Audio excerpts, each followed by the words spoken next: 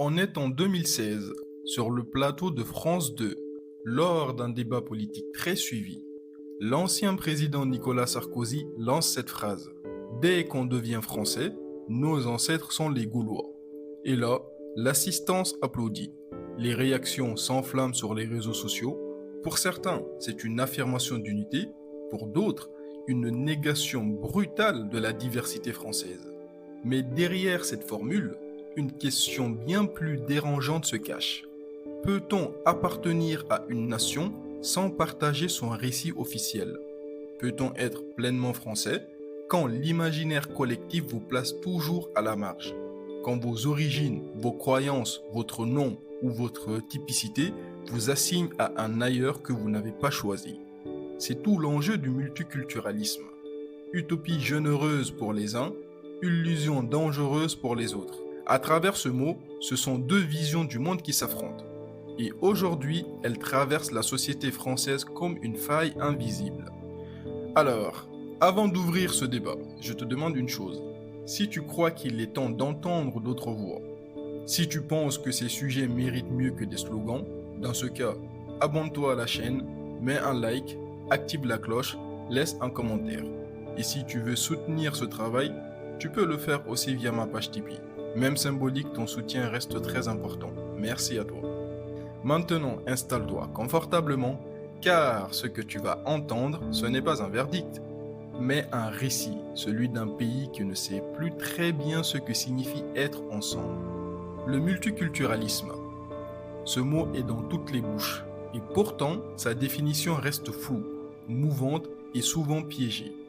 En réalité, il renvoie à une idée simple, qui sont de reconnaître, protéger et valoriser la diversité culturelle au sein d'une même société.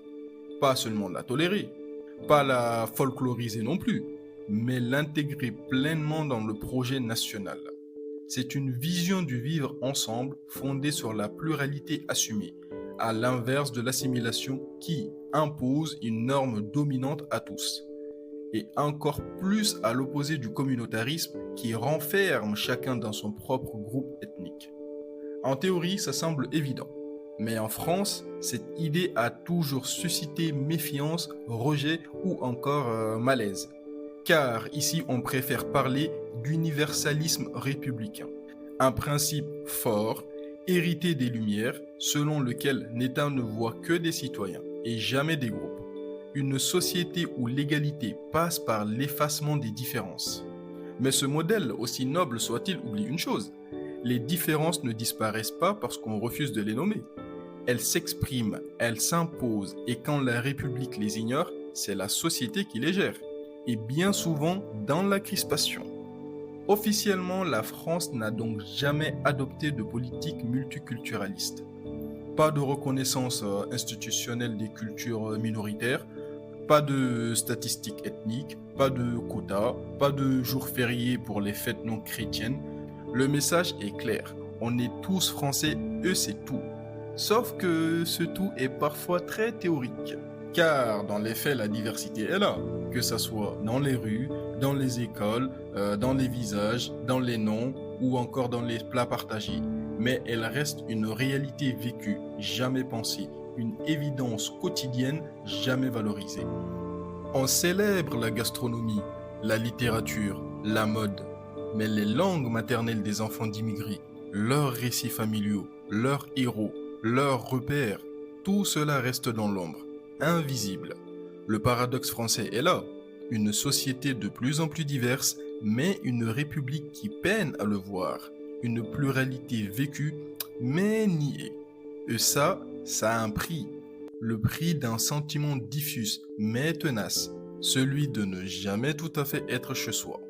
Pas rejeté de manière frontale, mais accueilli à condition de se faire discret, à condition de ne pas déranger, à condition de ne pas rappeler qu'on vient aussi d'ailleurs, ce qui est logique pour beaucoup de personnes.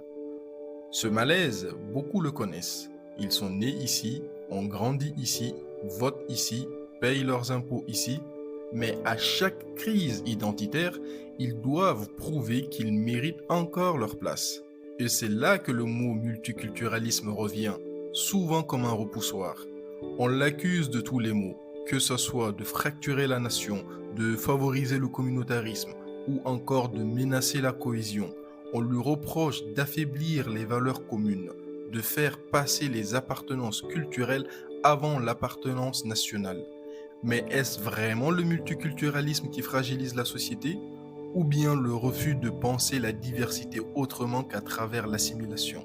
Car ailleurs, certains pays ont choisi une voie qui ne nie pas les différences, mais qui tente de les organiser, de les encadrer, de les reconnaître, une voie qui n'est ni l'indifférence républicaine, ni le séparatisme identitaire.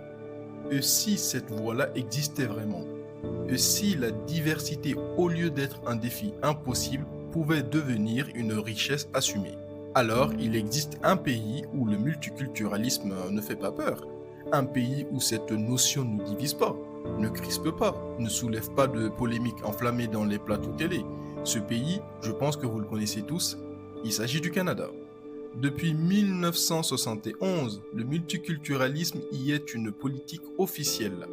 Pas un tabou, pas un mot suspect, pas une provocation, une ligne assumée, inscrite dans la loi.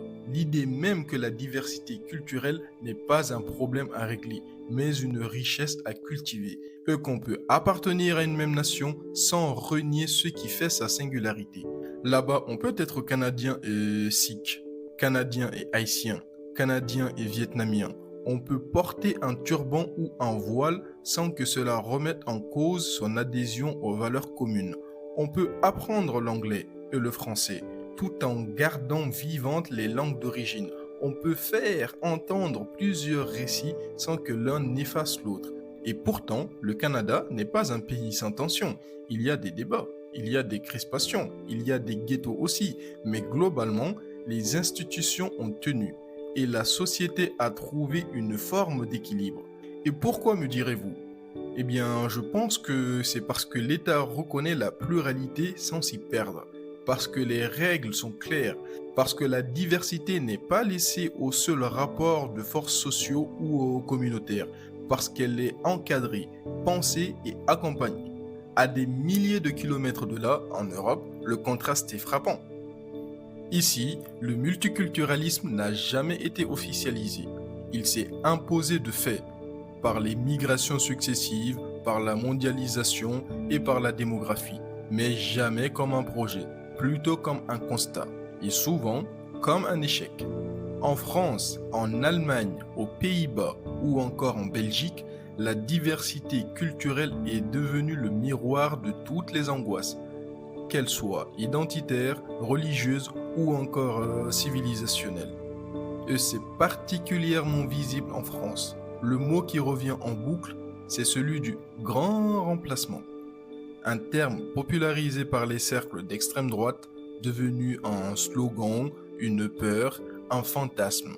L'idée qu'une population serait peu à peu remplacée par une autre, que la culture judéo-chrétienne s'efface devant l'islam, que la France se perd et se dissout. Dans ce récit anxiogène, chaque mosquée peut devenir une menace, chaque prénom non français un symptôme et chaque foulard une provocation. Le voile à lui seul cristallise toutes les tensions. On y voit un refus d'intégration, une insulte faite aux femmes, un pied de nez à la République. Peu importe que certaines le portent librement, peu importe qu'il n'empêche pas d'être une citoyenne comme les autres. Dans certains quartiers comme Roubaix, certains commentateurs parlent même de république islamique, des zones qui auraient échappé à l'autorité de l'État, gangrénées par le communautarisme, marquées par une religiosité jugée incompatible avec les valeurs françaises. Le tableau est noir, mais est-il juste pour autant?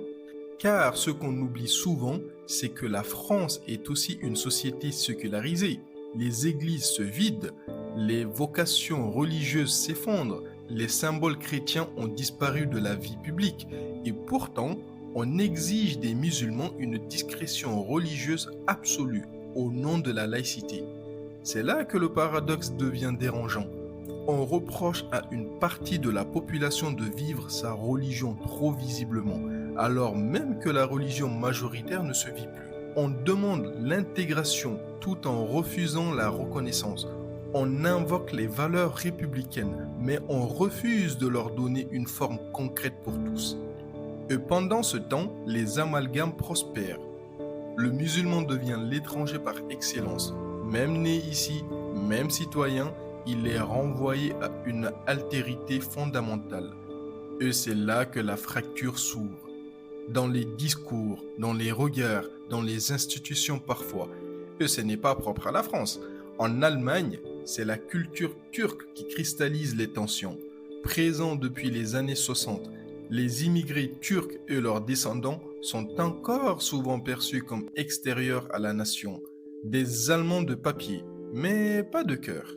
La chancelière Angela Merkel elle-même a déclaré en 2010 que le multiculturalisme avait échoué, que les communautés ne s'étaient pas fondues dans le tout commun, que chacun vivait dans son coin, et que cette cohabitation, loin de créer de l'harmonie, avait nourri la défiance. Mais ce constat, s'il est lucide sur certains dérives, reste incomplet, car il oublie une chose, l'échec ne vient pas du multiculturalisme en soi, il vient du fait qu'on ne l'a jamais pleinement assumé, qu'on l'a laissé se développer sans cadre, sans pédagogie, sans récit commun, et surtout sans justice sociale. Parce que derrière les discours identitaires, il y a des réalités économiques, des quartiers relégués, des écoles à deux vitesses, des discriminations à l'embauche, des contrôles aux faciès, même si, pour être tout à fait honnête avec vous, comme je l'ai dit dans ma précédente vidéo, ni moi, ni mes proches n'avons directement vu ou subi ce type de discrimination. Cela ne signifie pas pour autant qu'elle n'existe pas, je ne remets pas en question la réalité de celles et ceux qui en témoignent. Enfin bref, c'est là que le multiculturalisme devient un bouc émissaire. On lui reproche la fracture, alors qu'il n'est que le révélateur d'un malaise plus profond. Un malaise qui touche à la représentation, à la dignité, à la place qu'on accorde aux minorités dans l'imaginaire national. Et c'est là que la confusion s'installe. On ne sait plus très bien ce qu'on combat. Est-ce une religion, une culture, une histoire, un mode de vie ou une simple appartenance ethnique? La peur brouille les repères et chacun projette sur l'autre ses propres angoisses. Alors que faire? Faut-il renoncer au multiculturalisme, le déclarer définitivement inadapté au modèle français, ou bien faut-il repenser ses fondations, réinventer une autre manière de faire société, ou alors faut-il en finir avec le multiculturalisme, ou faut-il plutôt le dépasser, le repenser ou encore le réinventer? Depuis des décennies, la France est piégée entre deux extrêmes. D'un côté, l'assimilation rigide qui exige d'effacer ses différences pour mériter une place. De l'autre, un communautarisme caricaturé où chacun vivrait dans sa bulle identitaire, replié sur sa culture imperméable au reste. Mais entre les deux, il y a peut-être une troisième voie, moins brutale, moins spectaculaire, mais plus humaine et plus subtile. On l'appelle l'interculturalisme. Un mot un peu technique, un peu froid aussi, il faut l'admettre, mais porteur d'une idée simple, qui est de créer du lien, sans effacer les différences. Reconnaître que nous venons d'horizons divers, que nos références ne sont pas toujours les mêmes, mais que nous pouvons nous rencontrer, échanger, apprendre les uns des autres, sans renoncer à ce que nous sommes.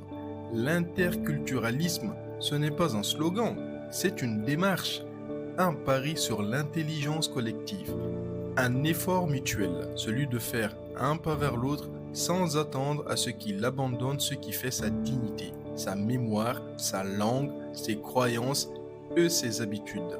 C'est un chemin, pas un miracle, et ce chemin passe par une transformation profonde de notre idée de la nation. Pendant longtemps, la nation française a été pensée comme une unité, une homogénéité, une langue, une histoire, un roman commun.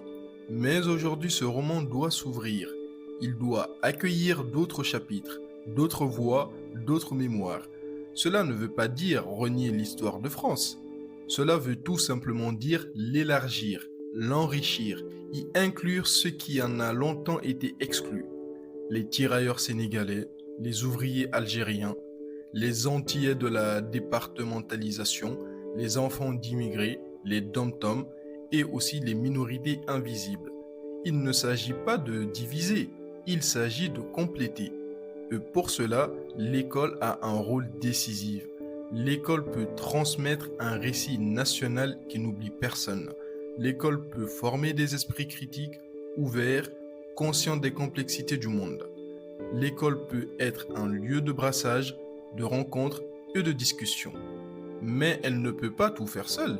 Les médias ont aussi une responsabilité. Trop souvent, les débats sur le multiculturalisme sont menés sans les premiers concernés. Trop souvent, on parle d'eux sans eux. Trop souvent, la diversité est montrée comme un problème à résoudre et non comme une richesse à comprendre. Et pourtant, il existe des récits puissants portés par celles et ceux qui vivent ces identités multiples. Des écrivains comme Fatou Diom qui racontent le tiraillement entre deux mondes, entre deux loyautés, entre deux imaginaires. Des artistes comme Abdel Malik qui parlent d'islam, de banlieue, de poésie, de France dans une même respiration.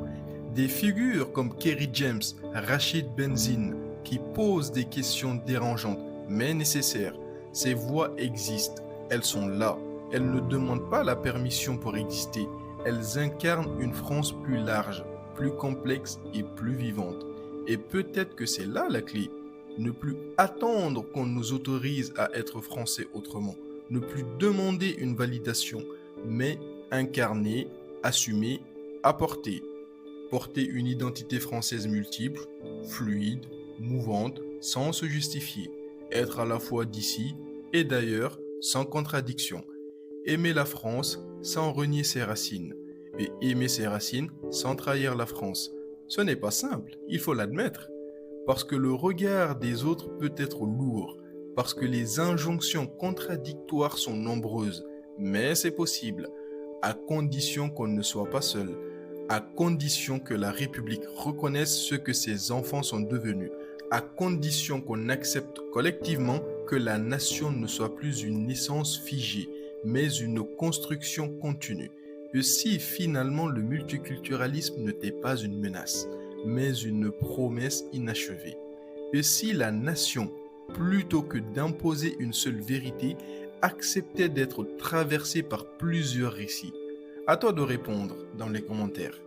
Si cette vidéo t'a parlé, si elle t'a interrogé ou simplement fait voir les choses autrement, dans ce cas, pense à t'abonner, à liker la vidéo et à la partager autour de toi. Parce que c'est ainsi qu'on brise le silence, c'est ainsi qu'on élargit le regard. Et si tu veux soutenir cette chaîne, tu peux aussi passer sur ma page Tipeee. Sur ce, je vous remercie sincèrement de m'avoir écouté et je vous dis à la prochaine pour une nouvelle vidéo. Et d'ici là, prenez soin de vous et surtout à celles et ceux qui construisent des ponts entre les mondes sans jamais renoncer à exister pleinement.